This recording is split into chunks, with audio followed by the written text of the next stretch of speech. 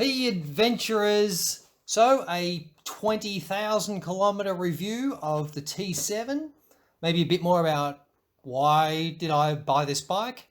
I know a lot of people are following me because I was riding the KTM 1190 Adventure R. Let's talk about this bike. So why did I buy a T7? I still want a twin cylinder bike. So forget all the singles. I like the power delivery of a twin cylinder bike. I like them off-road. I like them on-road. I'm just a twin cylinder guy, right? 2 cans for me.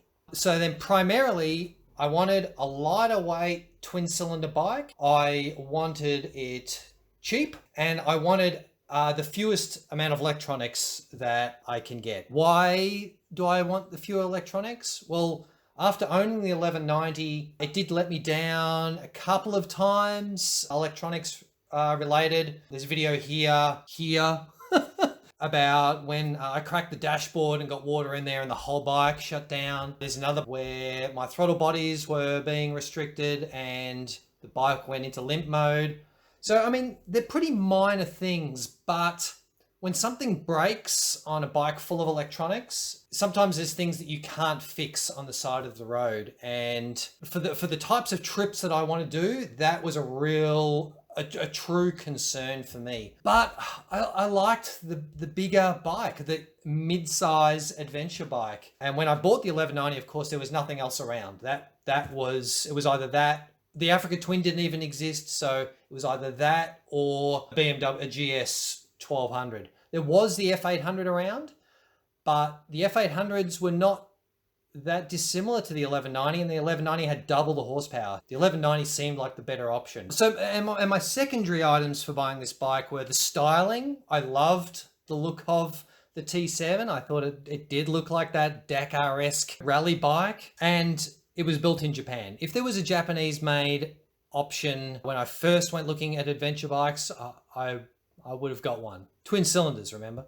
And so this came out, I was like, yeah, sounds good. The opposition to the T7 are the KTMs, the 790, 890, expensive, much more expensive than this was, and they have a lot more electronics. The BMWs, the GS 1200s, the 800s, 700s, a lot more expensive, and most of them have a fair bit of electronics. There's a Triumph Tiger 900, at the heavier end of the scale, but expensive and full of electronics. Honda they've got a CRF 300 Rally and they've got an 1100.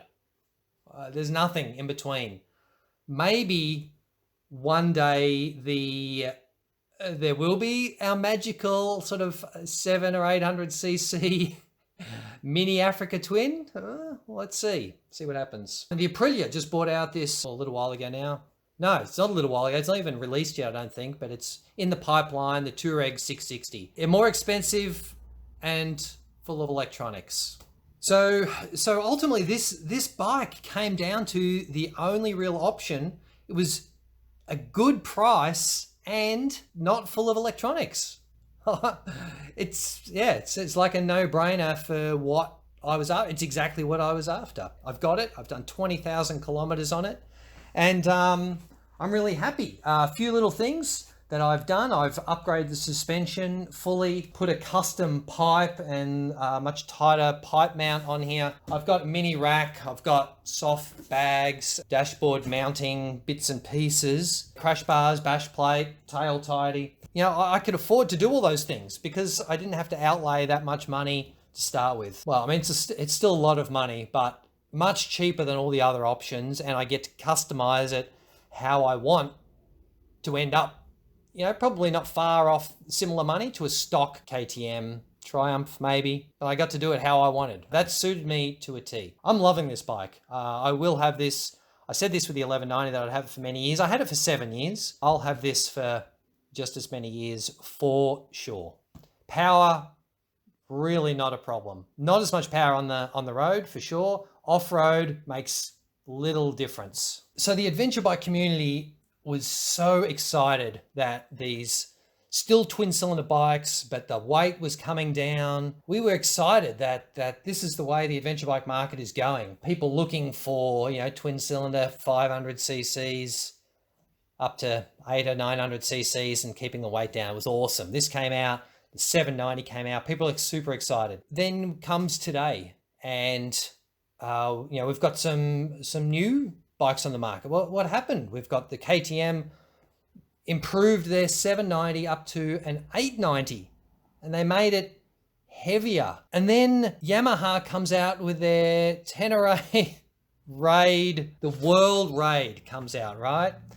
And it's heavier. I'm like, what? Isn't this exactly the opposite of what the market was pushing you guys to bring out a smaller bike, and now you're making it bigger? I can't wrap my head around it. But so let's talk about this World Raid. I've got the key features that all the reviewers just read through and go how awesome it is. But let's see what they are. The 23-litre capacity dual side-mounted fuel tanks. To me, that's a yes and a no. Yes, we all thought 16 litres was pretty small, but it was clearly to keep the weight of the bike down. Now they've added that, it's just adding weight. For the few times that I need more than 350 kilometers range, I'm going to be carrying bladders, fuel bladders. So, it wasn't such a big deal for me. I prefer not to carry around the extra weight most of the time. So, yeah, a yes and no. Flat rally inspired two-piece seat. Well, I don't know. That's what they said about this one, right? It was flat rally inspired, I'm sure. Anyway, not much different. I think it's a bit higher. Do we really need it higher? I don't know. If you're standing up, you're not touching the seat anyway. If you're sitting down, if it's a bit lower, it's a bit easier. It's not it's not an actual Dakar bike, right? You're not going to be doing Dakar things on it. What else have we got? 5-inch colored TFT. Yeah, okay. As long as I can smash it off the bike and it doesn't affect the rest of the bike, I'm okay with that. Doesn't really worry me. Probably just bumps the price up. By the way, the price is way up. We're talking about the price of the new World Raid's gone up to, GS, KTM, BMW territory. Defeated the whole point of this exciting, lighter weight, lower priced bike. Öhlins adjustable steering dampener. Probably a good thing. This bike was really pretty twitchy in the rough stuff.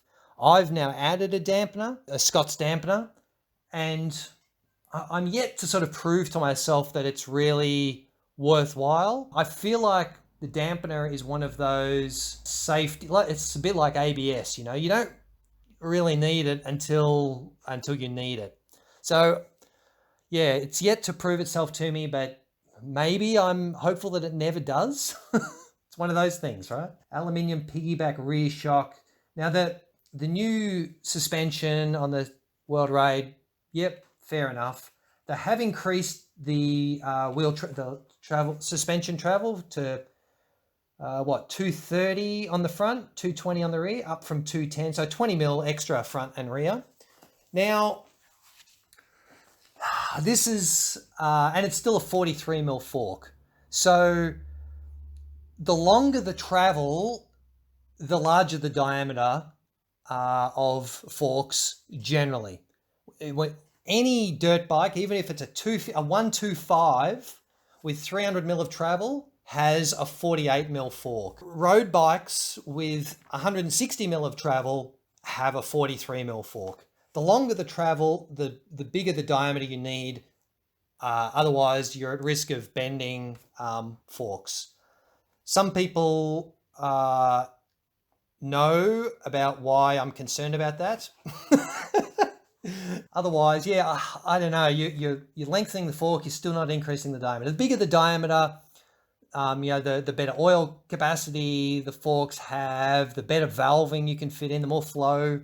I know that there's clearly a bigger fork is better, unless it's made of cheap shit. Okay, but we've got good quality suspension on these things. KYB, obviously, make awesome forks, but yeah, I don't know. Is 43 still big enough? I don't know. High windscreen, easy to remove side deflectors. I don't know. It doesn't seem much different.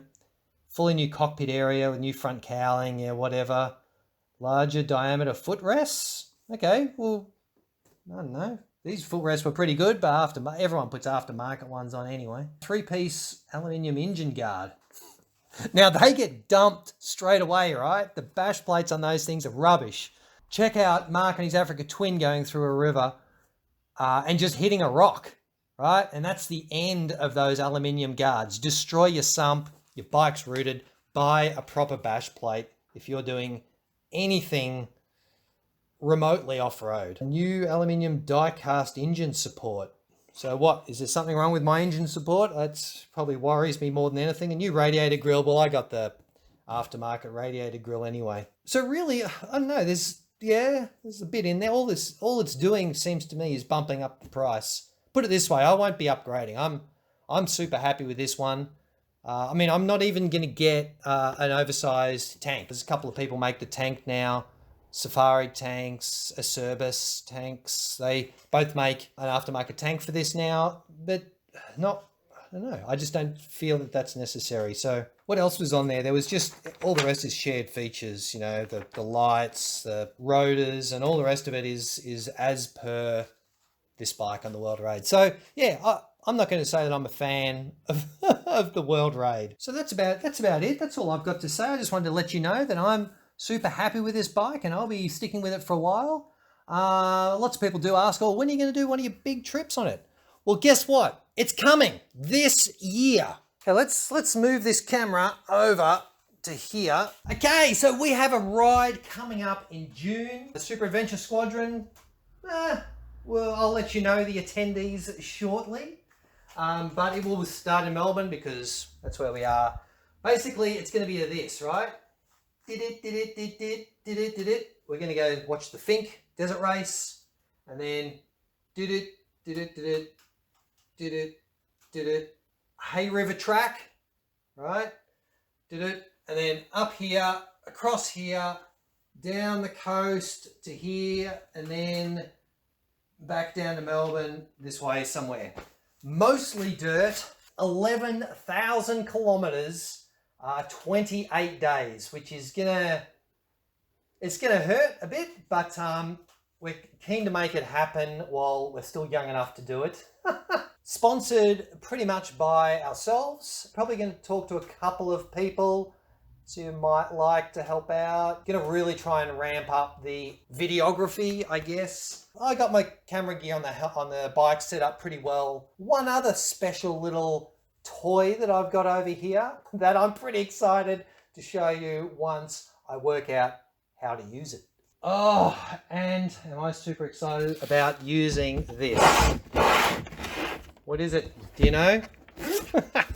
It is the Skydio 2. I'm super excited to have bought this off Brent, I'll put his channel up here because he made some awesome clips with this, and I'm hoping to do the same. Hey, so I'm going to do some planning videos, so make sure you subscribe and stay tuned. I'll let you know who else is on the trip shortly, and this is going to be, yeah, I'm getting excited. Woo, cool. I'll see you on the next one.